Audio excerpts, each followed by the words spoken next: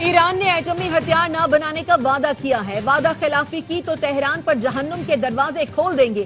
امن معاہدہ اس لیے کیا تاکہ ایران ایٹمی ہتھیار نہ بنائے. کوئی معاوضہ دے رہے ہیں نہ سرمایہ کاری کریں گے. امریکی صدر ٹرمپ کی امیر قطر سے ملاقات میں گفتگو. کہا ایران کے پاس ایٹمی ہتھیار ہوتے تو سب سے پہلے اسرائیل کو تباہ کر دیتا. ایران سے اچھے ماحول میں بات چیت ہوئی. قطر نے جس طرح کردار ادا کیا اس کے شکر گزار ہیں. یو اے ای کے صدر سے ملاقات میں کہا ابنا ہرمز میں جہازوں کی نقل و حرکت شروع ہو گئی. جمعے تک جہاز رانی مکمل بحال ہو جائے گی. واضح کرتا ہوں ابنا ہرمز ٹیکس فری ہوگی. ایران کے ساتھ معاہدے کا متن سرکاری طور پر جاری کریں گے. ایران مذاکرات کر کے پرامن ریاست کی طرح رہنا چاہتا ہے. ضرورت پڑی تو ایرانی نیوکلیئر ڈسٹ کے خلاف کارروائی کریں گے. امیر قطر شیخ تمیم بن حمد الثانی نے کہا ایران سے جو ڈیل ہوئی وہ انتہائی اہم ہے. اس سے مشرق وسطیٰ کو فائدہ ہوگا.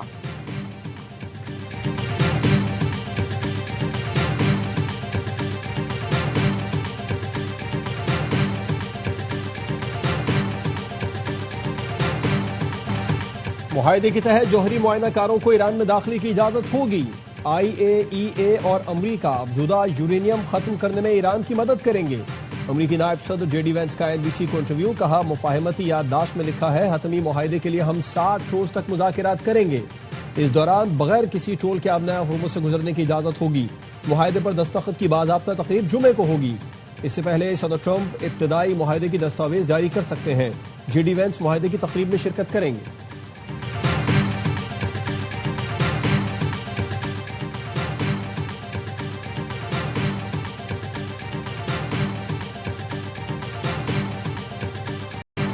لبنان میں اسرائیلی قبضہ جاری رہا تو معاہدہ خطرے میں پڑ سکتا ہے. ایرانی وزیر خارجہ عباس عراقچی کا 2 ٹوک اعلان.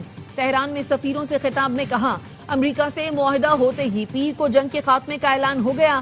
اب لبنان پر حملہ معاہدے کی خلاف ورزی تصور کیا جائے گا.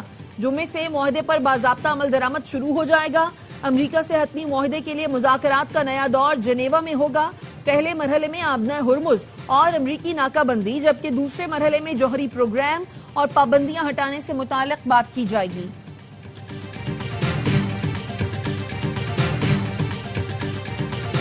امریکہ اور ایران کے درمیان تاریخی امن معاہدہ پاکستان کی میزبانی میں جنیوا میں ہوگا. وزیر اعظم شہباز شریف جمعرات کو روانہ ہوں گے. نائب وزیر اعظم اسحاق ڈار اور دیگر وفاقی وزیر بھی ساتھ ہوں گے. وزیر دفاع خواجہ آصف کہتے ہیں ایران امریکہ معاہدے سے پاکستان کے وقار میں مزید اضافہ ہوا. پاکستان کو بڑی سفارتی کامیابی حاصل ہوئی. مارکہ حق میں بھی پاکستان نے شاندار فتح حاصل کی. وزیر اعظم فیلڈ مارشل اور افواج پاکستان کا شکر گزار ہوں کہ انہوں نے ناممکن کو ممکن بنایا.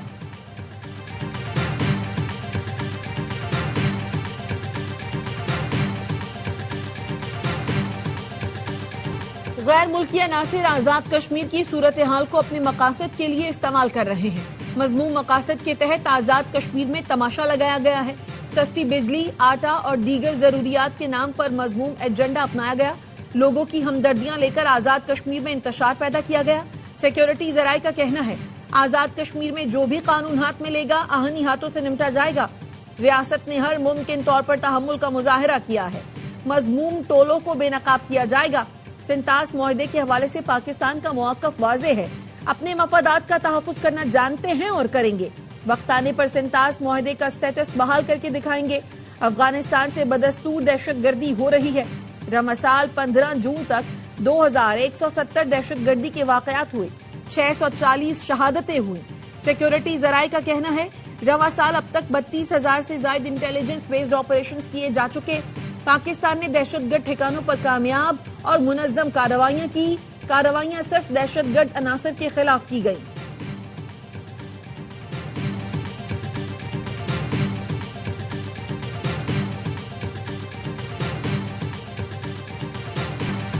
امن معاہدے کا credit field marshal Asim Munir کو جاتا ہے. وزیر داخلہ محسن نقوی کا پیغام امن کمیٹی کے اجلاس سے خطاب. کہا مسجد و ممبر سے اتفاق و یگانگت کا پیغام جانا چاہیے. محرم الحرام میں امن و امان برقرار رکھنا سب کی مشترکہ ذمہ داری ہے. دہشت گردی کے خاتمے کے لیے ہم سب کو متحد ہونا ہوگا. پنجاب کا 5,903 ارب 46 کروڑ کا بجٹ پیش کر دیا گیا. سرکاری ملازمین کی تنخواہوں میں 7 جبکہ پینشن میں 3.5% اضافہ تجویز کیا گیا ہے. تعلیم کے لیے 750 ارب جبکہ صحت کے شعبے کے لیے 500 ارب روپے مختص کرنے کی تجویز، کسانوں اور ٹیکسٹائل سیکٹر کے لیے کاٹن فیس مکمل طور پر ختم کرنے کی تجویز، ترقیاتی اخراجات کی مد میں 76 ارب روپے کی رقم تجویز کی گئی ہے۔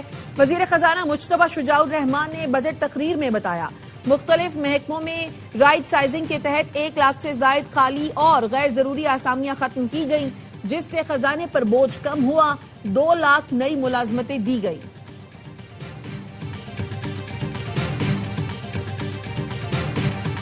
2 سال میں پنجاب نے ہر شعبے میں قابل ذکر اور ناقابل تردید ترقی کی، ٹیم ورک کر کے مالیاتی خسارہ پورا کریں گے، کسی پروجیکٹ پر سمجھوتا نہیں ہوگا۔ وزیر اعلیٰ پنجاب مریم نواز کی کابینہ اجلاس میں گفتگو، کہا وفاق نے پنجاب کا شیئر کم کیا پھر بھی ہم مایوس نہیں۔ مریم نواز کی عوامی فلاح کے پروجیکٹس کے لیے وسائل بڑھانے کی ہدایت۔ سینئر وزیر مریم اورنگزیب نے سالانہ ترقیاتی پروگرام پر بریفنگ دی، بتایا پہلی بار بورڈ آف ریونیو کے اہداف میں 25% اضافہ ہوا، مجموعی طور پر پنجاب کے اپنے ریونیو اہداف 42.7% بڑھا دیے گئے۔ پنجاب کی تمام تحصیلوں میں 2000 الیکٹرو بسیں فراہم کی جائیں گی۔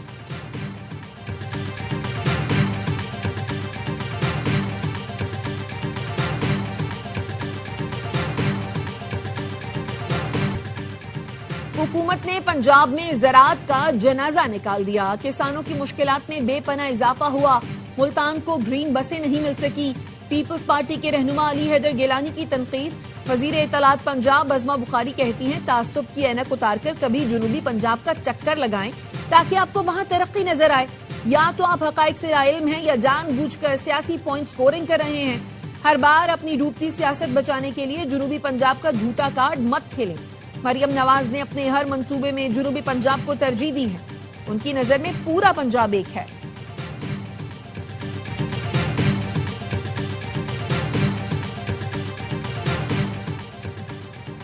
نائب وزیر اعظم اسحاق ڈار کی چیئرمین پیپلز پارٹی بلاول بھٹو سے ان کے چیمبر میں ملاقات، بجٹ کے امور پر تبادلہ خیال کیا گیا۔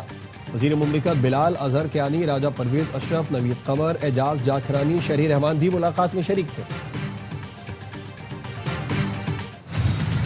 پاکستان نے 2.5% پرائمری سرپلس حاصل کر کے توقعات سے بہتر کارکردگی دکھائی۔ فچ ریٹنگز نے پاکستان کے بجٹ کو IMF پروگرام کے تحت مالیاتی نظم و ضبط کا مظہر قرار دیا۔ ٹیکس وصولیوں کے اہداف حاصل کرنے میں اب بھی چیلنجز درپیش ہیں۔ ٹیکس ریونیو ہدف GDP کے 10.6% کے ساتھ ملکی تاریخ کی بلند ترین سطح پر ہوگا۔ صوبائی سرپلس پر انحصار بجٹ اہداف کے لیے ایک بڑا خطرہ ہے۔ پینڈا بانڈ کے اجرا نے بھی پاکستان کی بیرونی مالیاتی منڈیوں تک رسائی میں بہتری ظاہر کی ہے۔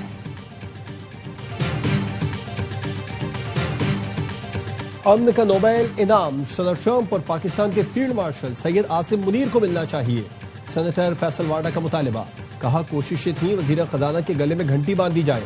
ملک میں گاڑیوں کے لیے 4 کمپنیز کی اجارہ داری ہے، گاڑیوں کی مقامی تیاری میں 100 ارب روپے کی کرپشن ہو رہی ہے، اگلا کرپشن سکینڈل لے کر آ رہا ہوں، لوگ وزیر اعظم بننا چاہتے ہیں، اس میں کوئی شک نہیں۔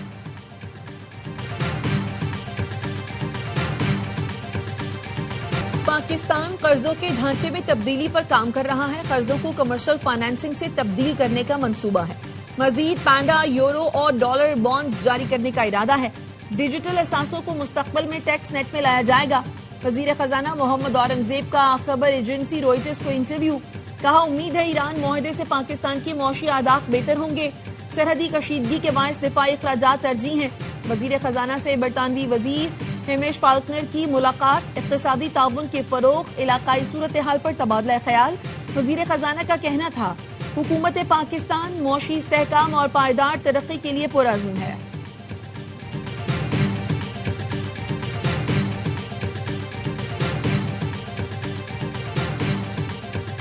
خطے میں امن کے لیے پیش رفت خوش آئند ہے، پاکستان کو داخلی سیاسی کشیدگی کم کرنے پر بھی توجہ دینی چاہیے۔ چیئرمین PTI بیرسٹر گوہر کہتے ہیں حکومت اپوزیشن کو سیاسی سپیس دے اور حالات کو نارمل کرے۔ پاکستان تحریک انصاف نے ہمیشہ قومی مفاد کو ترجیح دی ہے، پاکستان پہلے اور سیاست بعد میں، یہی ہمارا موقف ہے۔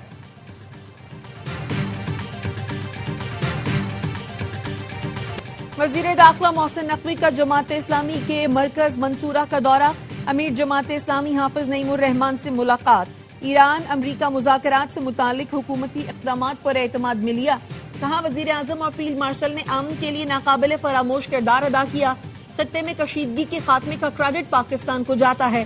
حافظ نعیم الرحمان نے ایران امریکہ مفاہمت پر پاکستان کے مخلصانہ کردار کو سراہا، کہا پاکستان کی تاریخی کردار کو ہمیشہ یاد رکھا جائے گا۔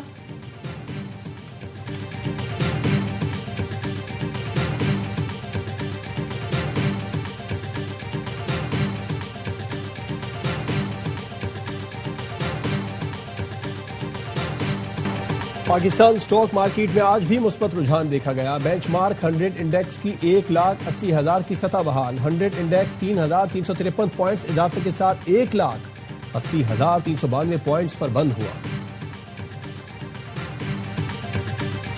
ایران امریکہ معاہدے کی خبروں کے بعد بین الاقوامی مارکیٹ میں خام تیل کی قیمتوں میں مسلسل کمی۔ لندن برینٹ خام تیل $81.18 کا ہو گیا۔ ویسٹ ٹیکسس خام تیل 2.6% کمی سے فی بیرل $78.64 پر آ گیا۔ گزشتہ روز خام تیل کی قیمتوں میں تقریباً 5% کمی ہوئی تھی۔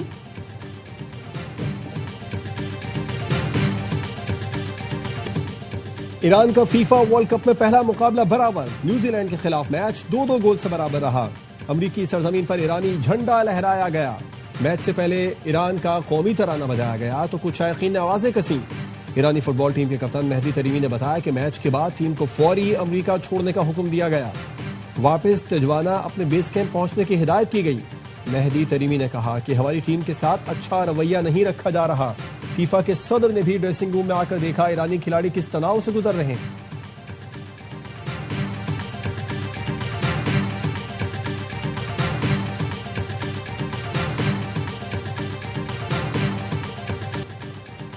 وزیر اعظم کی زیر صدارت گلگت بلتستان شمسی توانائی منصوبے پر اجلاس۔ شہباز شریف نے کہا حکومت گلگت بلتستان کے 100 میگا واٹ سولر منصوبے کے اخراجات اٹھائے گی۔ منصوبے پر کام کی رفتار تیز اور اسے جلد از جلد مکمل کیا جائے۔ وزیر اعظم کے منصوبے کے تمام مراحل میں شفافیت کے لیے تھرڈ پارٹی ویلیڈیشن کی ہدایت۔ اجلاس میں احسن اقبال، احد چیمہ، اویس تخاری اور امیر مقام سمیت متعلقہ افسران شریک تھے۔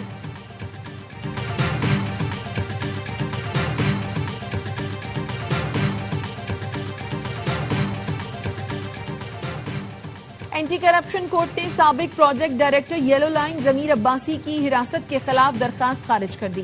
عدالت نے کہا درخواست کی سماعت ہوئی تو درخواست گزار کے وکیل کوئی وجہ بتائے بغیر چلے گئے۔ وکیل نے نہ درست طریقے سے وکالت نامہ جمع کرایا اور نہ ہی کوئی دستاویز جمع کرائی۔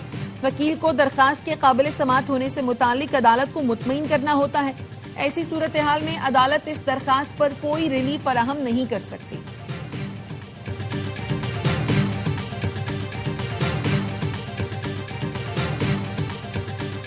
وفاقی تحقیقاتی اداروں کی مدد سے کوکین ڈیلر انمول اور پنکی کے کیس میں پیش رفت۔ پنکی کے موبائل فون ڈیٹا کی فورنزک رپورٹ تفتیشی افسر کو موصول۔ تفتیشی ذرائع کے مطابق انمول کے موبائل فون سے 100 GB سے زائد ڈیٹا ریکور کر لیا گیا۔ 75,000 تصاویر بھی ریکور کی گئیں۔ ڈیٹا میں on line transactions, bank slips کے سینکڑوں اسکرین شاٹ شامل، 42,000 کال لاگ بھی پکڑی گئیں۔ انمول پنکی نے ایک ہی موبائل فون میں 2 واٹس ایپ کھول رکھے تھے۔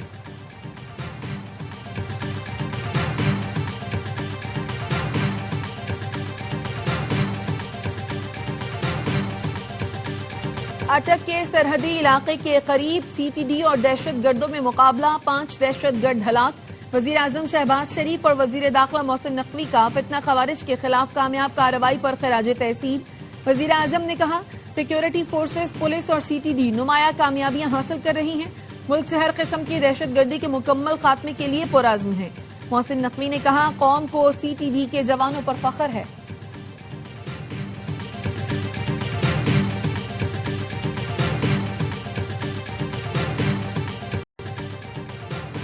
مری کی تحصیل کوٹلی ستیاں کے گاؤں میں بلیک میلنگ سے دل برداشتہ لڑکی کی خود سوزی۔ متوفیہ کے بھائی کی مدعیت میں حامد نامی پڑوسی کے خلاف مقدمہ درج۔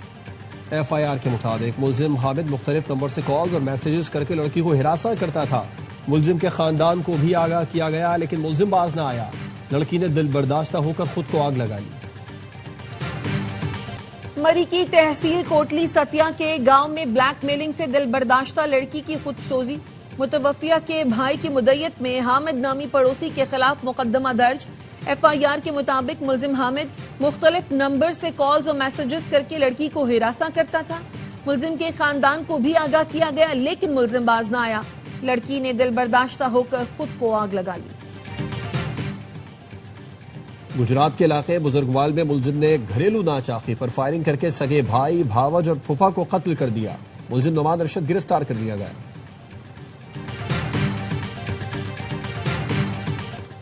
इस साल डबल डेकर और ईवी बसों की बड़ी तादाद कराची पहुंच जाएगी। सिंध हुकूमत पब्लिक ट्रांसपोर्ट निजाम जदीद तरीन बनाने के विजन पर काम कर रही है। सीनियर सूबाई वजीर शर्जील मेमन कहते हैं ईवी बसें माहौल दोस्त होने के साथ कम लागत और आरामदेह सफर फराहम करेंगी। सिंध हुकूमत के मंसूबे कराची के मुस्तकबिल की समत मुतय्यन कर रहे हैं। ये जदीद कराची की जानिब सफर की नई इब्तिदा है।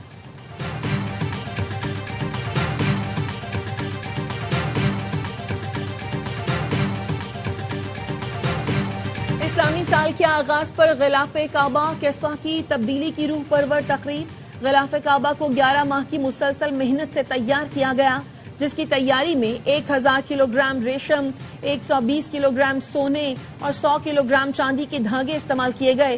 खाना काबा का गिलाफ हर साल यकुम मुहर्रम उल हराम को तब्दील किया जाता है। गिलाफ-ए काबा तब्दीली की तकरीब नमाज इशा के बाद शुरू होती है, जो 5 घंटे जारी रहती है। भारतीय क्रिकेटर्स हारें तो आपे से बाहर हो जाते हैं। डम्बोला में सुपर ओवर हारने पर सूर्यवंशी श्रीलंकन खिलाड़ी से लड़ पड़े।